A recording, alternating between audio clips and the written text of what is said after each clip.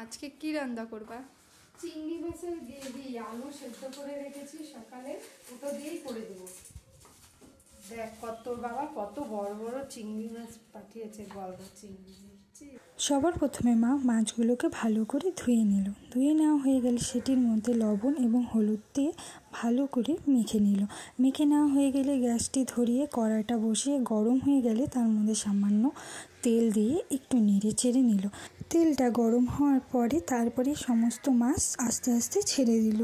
তারপরে মাছগুলোকে ভালো করে ভেজে নিল, এপাশ ওপাশ করে। দেখুন সুন্দর কালার এসে গেলে গোল্ডেন কালার একটি প্লেটে সমস্ত মাছ উঠিয়ে নিল।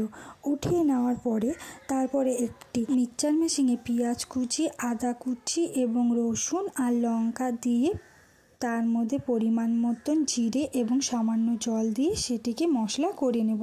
মশলা হয়ে গেলে সেই কড়াই থাকা তেলের মধ্যে দুটো শুকনো লঙ্কা, দুটো হলো তেজপাতা দিয়ে তার মধ্যে একটু কালো জিরা দিয়ে ভালো করে নেড়ে চেড়ে কেটে রাখা পেঁয়াজগুলো দিয়ে ভালো করে ভেজে নেব।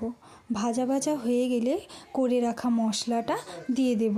মশলাটা দেওয়া হয়ে গেলে একটু নেড়ে চেড়ে দিয়ে তার মধ্যে পরিমাণ মতন লবণ এবং হলুদ দিয়ে একটু নেড়ে চেড়ে দিয়ে তার মধ্যে শুকনো লঙ্কা এবং ধইনার গুঁড়ো দিয়ে ভালো করে কষিয়ে নেব। কষানো হয়ে গেলে তার মধ্যে সিদ্ধ করা আলু দিয়ে তারপরে ভালো করে মশলাটিকে কষিয়ে নেব। আবার কষানো হয়ে গেলে তার মধ্যে করে রাখা গরম জলটি পরিমাণ মতন দিয়ে দেব। যখন একটু টকবক করবে তারপরে আমরা ভেজে রাখা চিংড়ি মাছগুলোকে দিয়ে দেব। চিংড়ি মাছগুলো দেওয়ার পরে আবার কিছুক্ষণ সেটিকে আবার ভালো করে জাল দিয়ে তারপরে সেটির মধ্যে একটু গরম মশলা দিয়ে ভালো করে নেড়ে চেড়ে তারপরে সেটিকে আমরা নামিয়ে নেব। তাহলে রেডি হয়ে গেল চিংড়ি মাছের গ্রেভি, যেটি আমার খেতে খুবই ভালো লেগেছে। তোমরা চাইলে তোমরাও বাড়িতে সহজে বানিয়ে খেতে পারো।